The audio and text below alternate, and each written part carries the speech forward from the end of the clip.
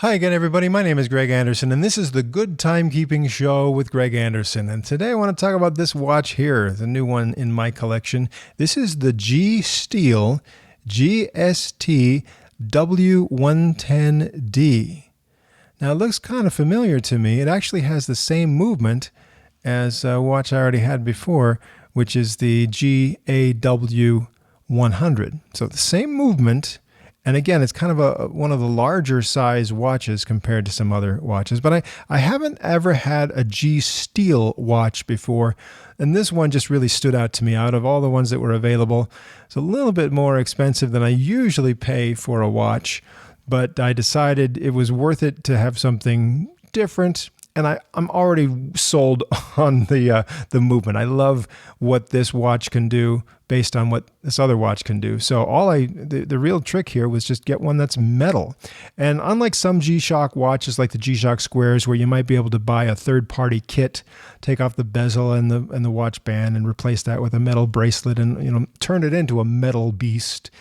I haven't really seen any kind of those kits for either the GAW-100 or the smaller AWG-M100. So since I can't get a conversion kit, but Casio went to the trouble of making a metal watch for me, I decided, okay, let's do this one. Now, whether you've seen my other videos or not on the AWG-M100 or the GAW-100 watches, let's go through some of the main functions and features and kind of go in depth on this one here.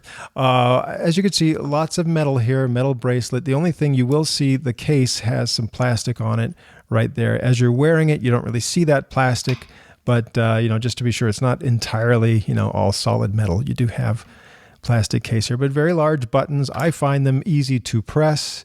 And the bracelet, I really like this bracelet. It's relatively easy to work with this bracelet. It just has spring bars holding the links together. So if you need to add or remove links, just need a spring bar tool you can put in there. So let me just show you how that looks here, practically speaking, on the bracelet itself. It shows you where that is. So, very easy, relatively. If you've got the spring bar tool, it should be super easy. You need a kind of a small tip on that spring bar tool, but very easy to add or remove a link. And then over here, lots of spaces on that micro adjustment on the clasp. So I ended up removing one link, and just within no time, I had this watch set to exactly the size I wanted. The back of the watch, the back of the case, I think that looks pretty cool. It's got kind of, what do you call that? That kind of that sunburst effect there. And it'll show you right there. GST-W110D, stainless steel back, Japan movement, cased in Thailand, and water resistant to 200 meters or 20 bars, multiband 6, tough solar. So yeah, all the good stuff listed right there on the back. Now, as far as what does the watch do? Well, multiband 6 means that there's a radio receiver built into this watch. So every night, starting at midnight, it will try to set itself to the right time by receiving atomic time information from any of 6 transmitters in different parts of the world. So there's a transmitter in China. There are 2 in Japan, there's one in the UK and one in Germany. And then, of course, for me, it's WWVB for North America. And so if you're within range of those transmitters and you don't have a lot of radio reception interference going on with different stuff you might have in your house or nearby, then you get a good clear signal at night, and this thing will set itself to the right time right down to the second. And all you have to do is set the time zone and you're good to go. Also, tough solar means that the face of the watch actually contains a solar cell. And if you just wear the watch, that's enough light. You're out living your life and there's light around you, right? That's enough light to keep the watch topped off, to keep the battery going. And my oldest tough solar watch, I got it in the year 2006. That's 16 years ago. And it's still running without ever having to change a battery. So you can expect similar results, I think, with this guy here. Now, if you don't have the atomic time reception, it will still run as a regular quartz watch with accuracy from its quartz movement, plus or minus 15 seconds a month. So that's pretty good. I've actually found that With my Casio watches, a lot of times they'll do even better than the factory rating on that. So even though it says 15 seconds a month, it's probably going to be even more accurate than that. But of course, with the Multiband 6 reception that comes in really, really well at my house, I would never even notice if it's off. And it could be off by a fraction of a second, but it's really just, you don't have to change the battery. You don't have to set the time. It's just ready to grab and go. And that's a great thing about this watch. Okay, so here you see this is the regular timekeeping mode. Right up there is the time redundant with the time on these hands. There's the seconds display and the day of the week, of course. And if I push this button here, I can get the date in that window instead of the time. And you'll notice, well, sometimes these hands will block these LCD windows. So what do? Well, if you want to, you can press and hold the mode button, and then the word hand flashed there. And that will move the hands out of the way so that doesn't block those little windows. And if you don't do anything else with the watch, don't press any buttons for about an hour, then the hands will just automatically go back to their normal positions there. Or you can press and hold that mode button again to make them go back to their normal positions. So, not that big of a deal, but maybe if you're using the stopwatch or something, you don't want these LCD windows to be blocked, so you can move those hands out of the way temporarily.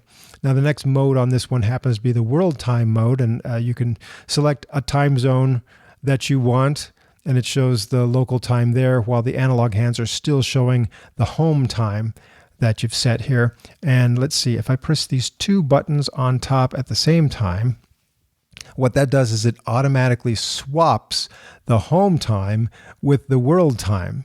So now my local time, which is the Mountain Time Zone or Denver, is showing here as the world time zone, and these hands are going to spin around to show UTC because I just swapped UTC with Denver, on world time versus local time. Okay, and I can easily swap that back right there. And you can choose a different time zone if you want to by pushing this button down here, and it's as though you're going eastward on the map to choose another time zone.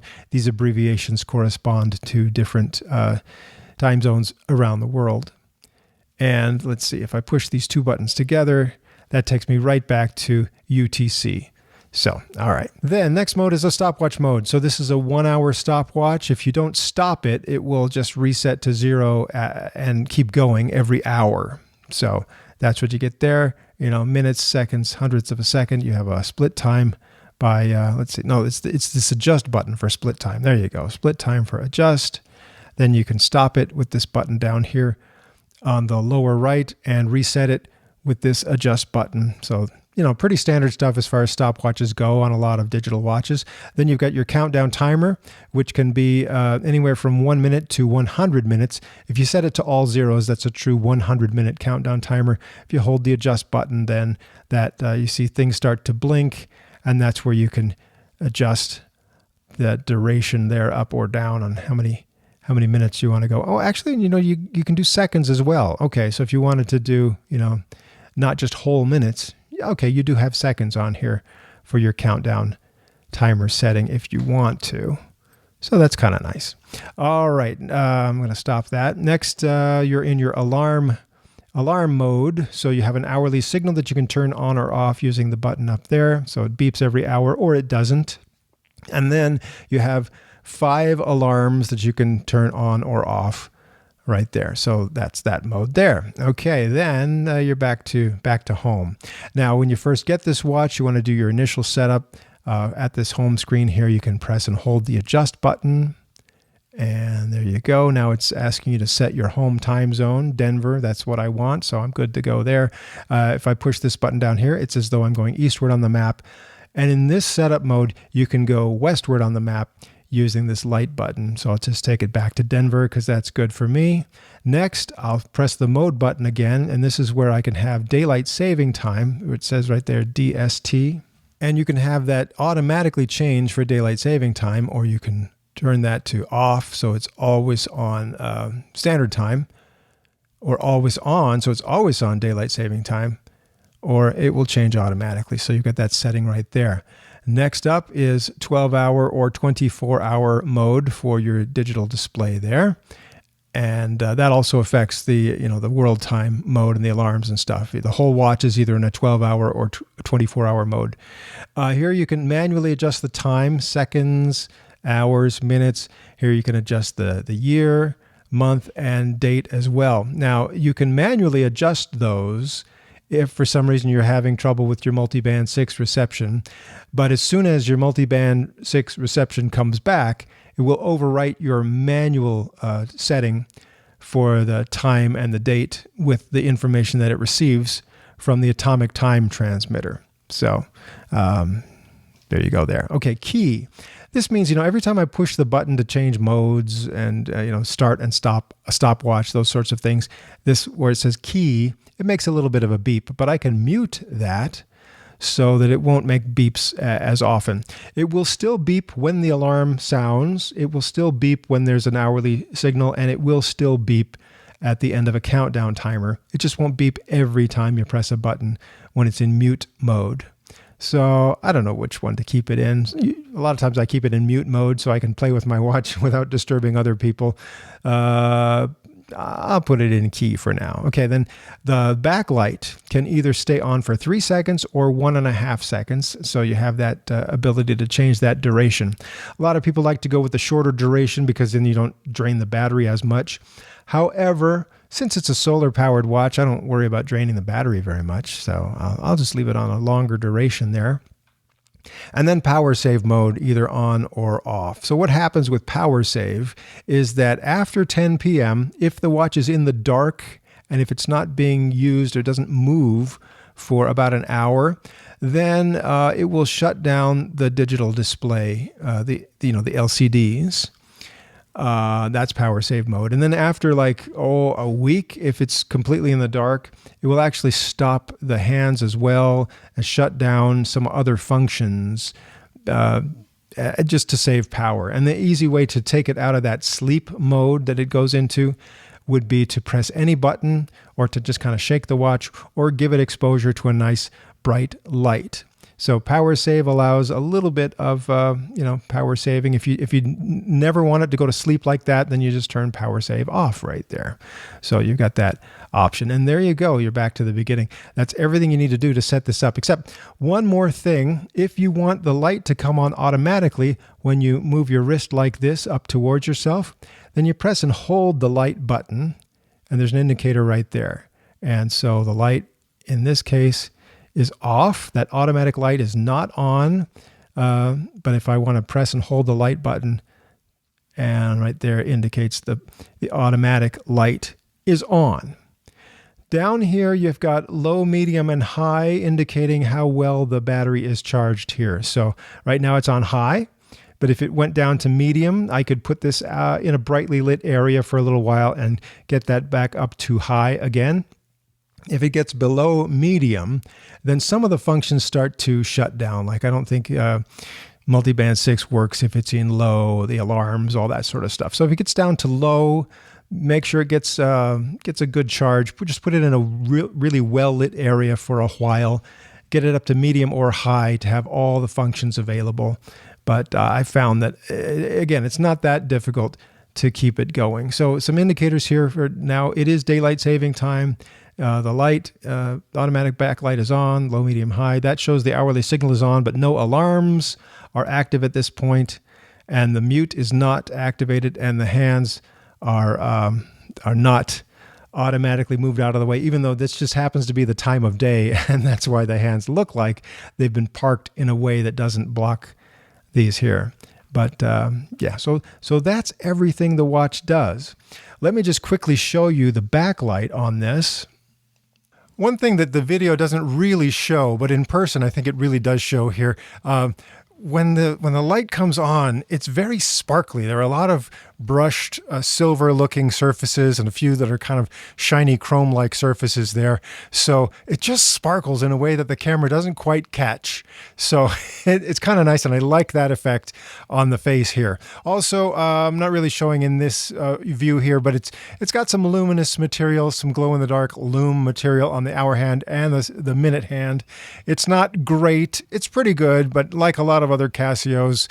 You know, it's not as good as some of the lume on watches that are well known, watch brands that are well known for their lume, but there is some luminous material just on those two hands. I need to show you this. I think this is important to show you.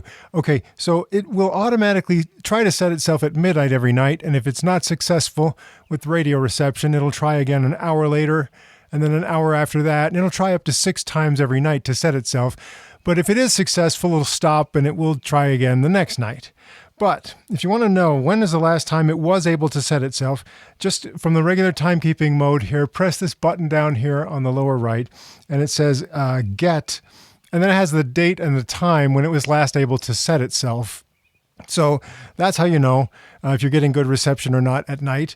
Also, this is where you can manually make it set itself by pressing and holding this button until you start to see right there, RC with an exclamation point. So the radio receiver is turned on, and down here it will show either L1, L2, or L3. L3, level 3 reception is the best.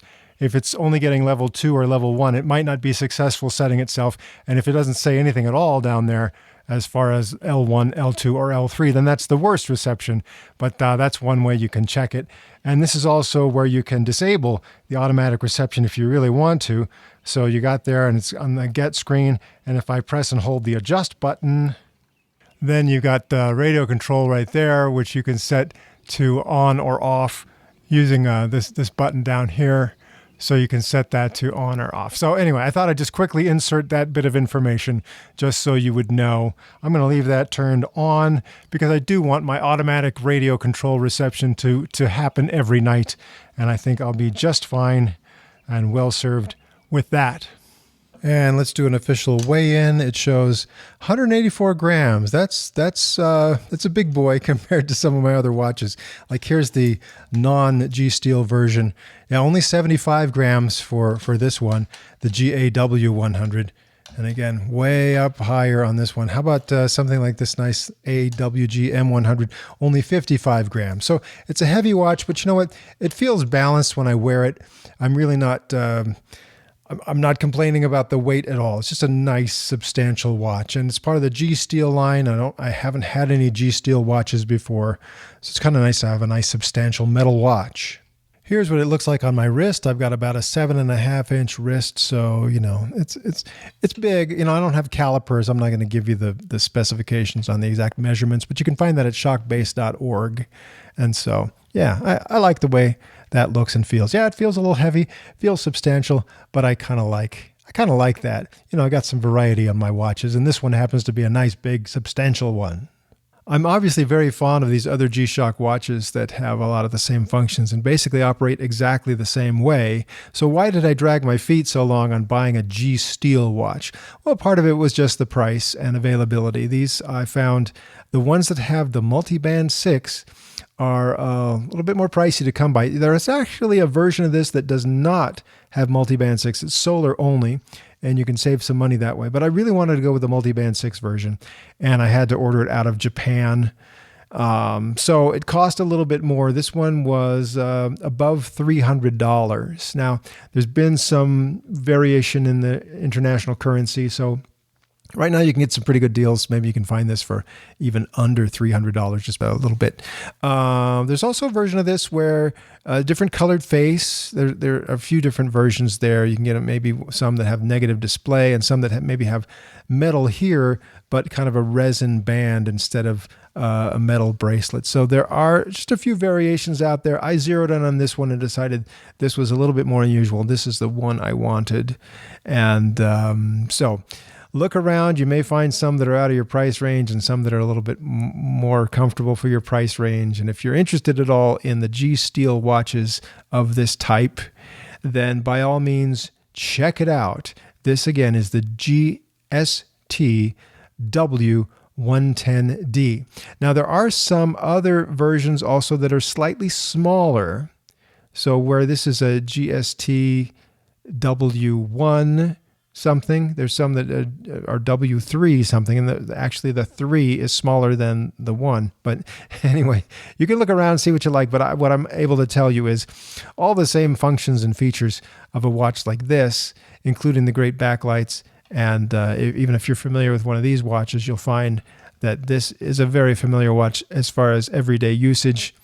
I just really like that solid metal. I think the crystal is going to be pretty well protected by this bezel here. And well, anyway, even though it's a little bit more expensive than what I normally pay for watches, I decided time to go for it. And it was a really good, value, I think, and it is a really good addition to my collection. So I'm glad I've got this G-Steel watch.